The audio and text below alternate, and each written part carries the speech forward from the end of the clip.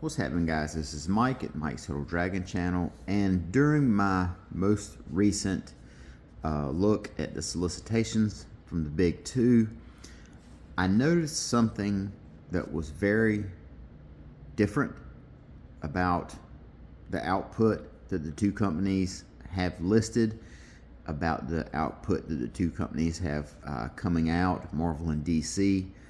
And it really, I think I had kind of noticed it before, but I didn't really put two and two together, or if I did notice it, it didn't really click or whatever, so to speak. But this time I really noticed it, and I went to the old legal pad, broke out the pen, and I did some research, I guess you would call it. And this is what I noticed with the Marvel solicitations. What I did was I took and counted everything that was listed in here, not the facsimiles, not the trade paperbacks, not the omnibuses or whatever, but I took all the books that Marvel had listed for the month of this is the February solicitations. That means these are the books that are coming out in April. And I counted everything that they had, and I had 55 listings. So for the month of April, Marvel is putting out 55 books. Now, this is where things start to get, that I noticed and started getting very eye-opening or whatever. Of those 55, 30 of those 55 are miniseries or one-shots. So Ultimate Endgame number 5, 505 miniseries, Ultimate Universe Finale, one-shot, Venom ongoing, Spider-Man ongoing, miniseries, as we see up here, miniseries, this Captain Marvel miniseries, another Wonder Man miniseries. So 30 of 55 of the books that Marvel have listed are miniseries, or the book is ending, or it's a one-shot. So that is over half of what Marvel has offered for the month of April. And to me, that is really, really, that was really eye-opening to me. That was something, I knew that Marvel had a lot of miniseries, and, you know, a lot of their books were wrapping up or what have you. But over 50% of their listings for the month of April are not ongoing series. They only have 25 books that are ongoings, you know, so not even half. Now, conversely, I took a look at DC. DC, I did the same thing. I applied the same rules to it. I counted everything except for the like the young adults or the kids books or whatever you want to call this line here, except for these, the trade paperbacks, omnibuses, the facsimiles, etc., etc. DC has 45 books listed here, 45 titles they have listed. And now this is the real kicker right here. Of those 45 that are listed, only 9 are miniseries or one-shots, or you know, books that are ending or what have you. Now, I do want to say that I could be off on that number, because one or two books that I saw listed for DC, it did not have in the solicitations, in the description, it did not have whether it was a one-shot or ongoing. You know, I think like this book right here, Justice League Intergalactic Special. Based on the fact that it says special, I believe I counted this as a one-shot, even though it's not listed. Harley and Ivy, Life and Crimes. I believe I counted that as a one-shot or whatever. So if I'm wrong about those, then that's on me. You know, this is it doesn't have it listed, but DC, 45 books, and of those 45, 9 are miniseries and one-shots. Now, one of the things, and a lot of people say, one of the criticisms I see frequently on the internet. Now you can just make of this what you will, people, because the internet is not a direct reflection. You know, it's the internet. But one of the frequent criticisms I see is, I don't know where to start. It's all confusing. Where do I start? Where do I get in at? So I feel like Marvel is doing its readers a favor with the frequent relaunches. You know, one of the things that they just announced was Infernal Hulk is launching on a volume 3, and this issue is already on. This is the second volume, very critically acclaimed book. This is the second volume, and it is going to be ending with issue number 10, and they're going to launch a volume number 3. Now, it's not because the sales are bad or what have you. Philip Kennedy Johnson, it's going to be the same creative team. Philip Kennedy Johnson just signed a Marvel exclusive, so he's going to be back on there. But they're launching a volume 3 with the end of issue 10 on this.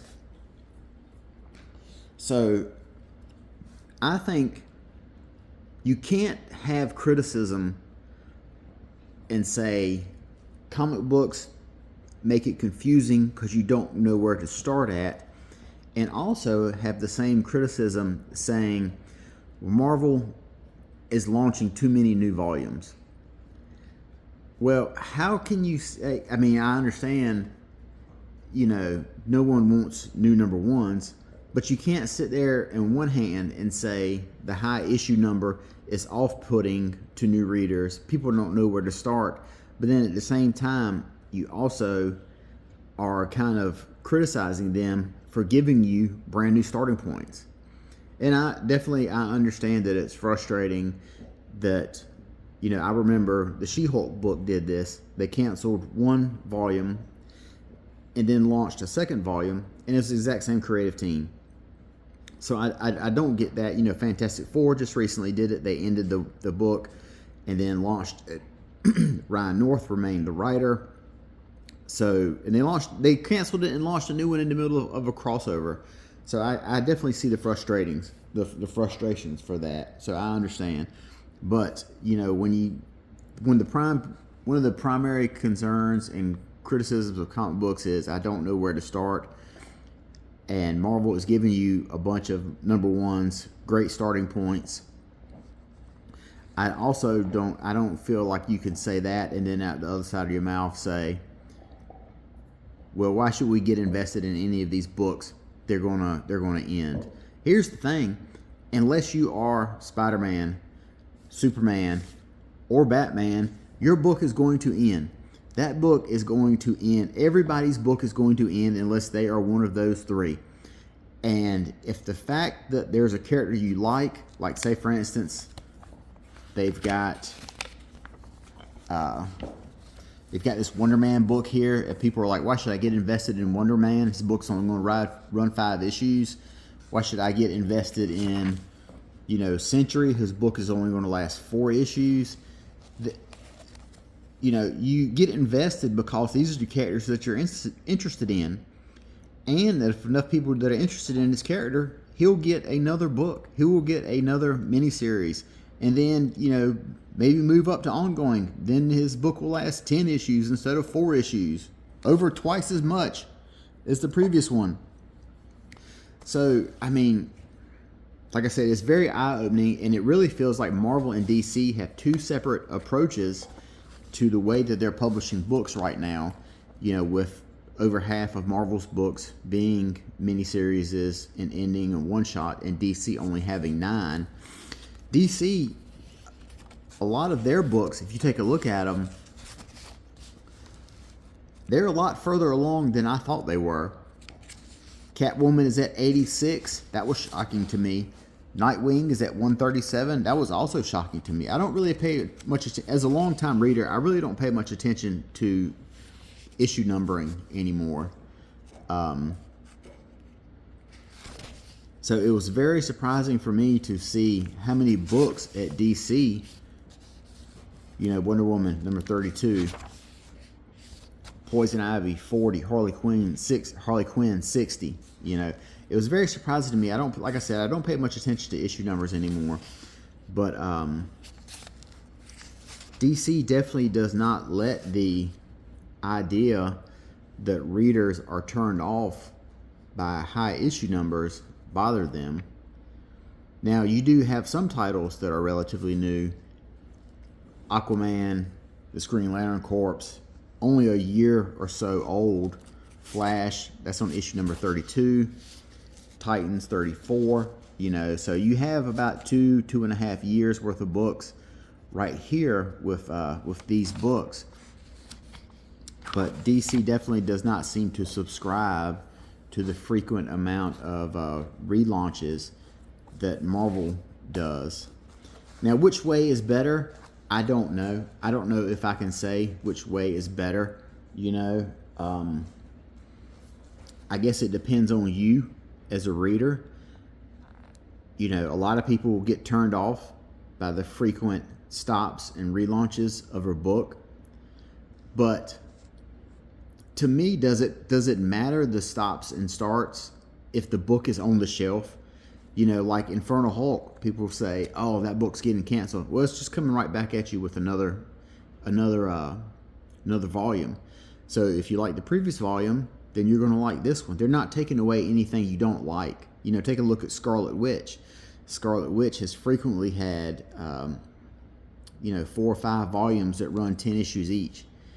So if you like that book, it ends, well, then just wait 2 or 3 months and then it's coming right back.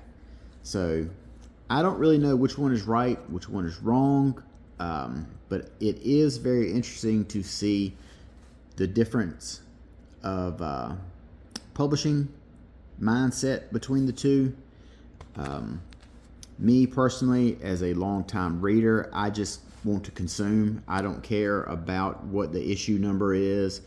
I don't care about reboots and relaunches or whatever of a title.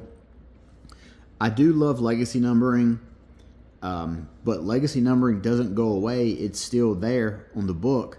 It's right there on the cover. It's just a smaller number than the current volume. So it still gives it that sort of history. Personally, I miss the days when a book, when you had Spider-Man issue number 350, 400, Superman issue number 75. I miss those big chunky numbers. But I also can see how they are very off-putting to new readership. So I see both sides of the coin, but I don't understand the criticism, criticizing a company for giving you brand new starting points and also criticizing them for ending books.